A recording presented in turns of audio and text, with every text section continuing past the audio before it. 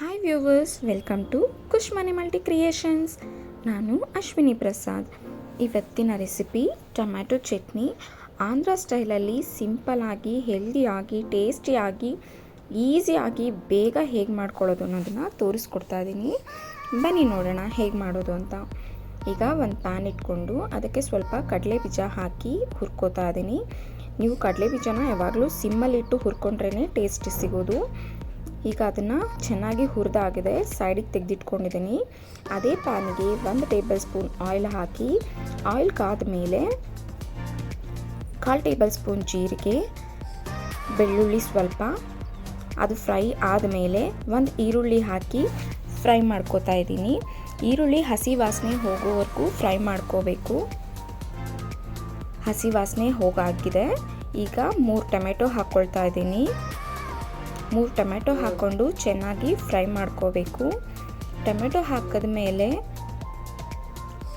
ಸ್ವಲ್ಪ ಉಪ್ಪು ಹಾಕಿ ಕಲಿಸ್ಕೊತಾ ಇದ್ದೀನಿ. ಸಿಮ್ಮಲ್ಲೇ ಇಟ್ಟು ಇದನ್ನು ಚೆನ್ನಾಗಿ ಫ್ರೈ ಮಾಡ್ಕೋಬೇಕು. ಟೊಮೆಟೊನ ಚೆನ್ನಾಗಿ ಫ್ರೈ ಮಾಡ್ಕೋಬೇಕು, ಯಾಕೆಂದರೆ ನಾವು ಚಟ್ನಿ ರುಬ್ಬಿದ ಮೇಲೆ ಅದು ಹಸಿ ವಾಸನೆ ಬರೋದಿಲ್ಲ. ಈಗ ಟೊಮೆಟೊ ಚೆನ್ನಾಗಿ ಫ್ರೈ ಆಗಿದೆ. ಅದ್ರ ಜೊತೆಗೆ ಸ್ವಲ್ಪ ಕೊತ್ತಂಬರಿ ಸೊಪ್ಪು ಹಾಕ್ತಾ ಇದ್ದೀನಿ. ಕೊತ್ತಂಬರಿ ಸೊಪ್ಪು ಹಾಕಿ ಫ್ರೈ ಮಾಡ್ಕೋತಾ ಇದ್ದೀನಿ. ಅದರಲ್ಲಿರೋ ಹಸಿ ವಾಸನೆ ಎಲ್ಲ ಹೋಗೋವರೆಗೂ ಸ್ವಲ್ಪ ಚೆನ್ನಾಗಿ ಫ್ರೈ ಮಾಡ್ಕೋಬೇಕು. ನೀವು ಬೇಕಾದರೆ ಪ್ಲೇಟ್ ಮುಚ್ಚಿ ಕೂಡ ಫ್ರೈ ಮಾಡ್ಕೋಬೋದು. ಇಲ್ಲಿ ನಾನು ಪ್ಲೇಟ್ ಮುಚ್ಚಿಲ್ಲ, ಸಾಲ್ಟ್ ಹಾಕಿರೋದ್ರಿಂದ ಬೇಗನೆ ಫ್ರೈ ಆಗುತ್ತೆ. ಈಗ ಟೊಮೆಟೊ ಚೆನ್ನಾಗಿ ಫ್ರೈ ಆಗಿದೆ. ಈಗ 1 ಟೇಬಲ್ ಸ್ಪೂನ್ ಅಚ್ಚಕಾರದ ಪುಡಿ ಹಾಕ್ತಿದ್ದೀನಿ. ನೀವು ಖಾರ ಎಷ್ಟು ಬೇಕೋ ಅಷ್ಟು ನೋಡಿ ಹಾಕ್ಕೋಬೋದು. ನಿಮಗೆ ಬೇಕು ಅಂದರೆ ಒಣಮೆಣ್ಸಿನ್ಕಾಯಿ ಕೂಡ ಹಾಕ್ಕೋಬೋದು. ಚಿಟಿಕೆ ಅರಿಶಿನ ಹಾಕಿ ಕಲಿಸ್ಕೊಳ್ತಾ ಇದ್ದೀನಿ. ಇವೆ ಖಾರದ ಪುಡಿ ಹಾಕಿದ್ಮೇಲೆ ಅದರಲ್ಲಿ ಹಸಿ ವಾಸನೆ ಇರುತ್ತೆ. ಹಸಿ ವಾಸನೆ ಹೋಗೋವರೆಗೂ ಚೆನ್ನಾಗಿ ಫ್ರೈ ಮಾಡ್ಕೋಬೇಕು.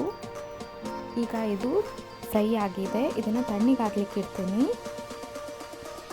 ಈಗ ಒಂದು ಮಿಕ್ಸಿ ಜಾರಿಗೆ ಕಡಲೆ ಬೀಜ ಹಾಕಿ ತರಿಯಾಗಿ ಸ್ವಲ್ಪ ರುಬ್ಕೊಂಡು ತಣ್ಣಗಾಗಿರುವಂತಹ ಟೊಮೆಟೊನ ಏನು ಹುರಿದಿಟ್ಕೊಂಡಿದ್ವಿ ಅದನ್ನು ಹಾಕಿ ಮಿಕ್ಸಿಗೆ ಹಾಕ್ಕೋತಾ ಇದ್ದೀನಿ. ನೋಡ್ಬೋದು, ಮಿಕ್ಸಿಗೆ ಹಾಕ್ಕೊಂಡಿದ್ದೀನಿ. ಬೇಕಾದರೆ ಇದಕ್ಕೆ ನೀವು ಒಗ್ಗರಣೆಗೂ ಸಹ ಹಾಕ್ಕೋಬೋದು.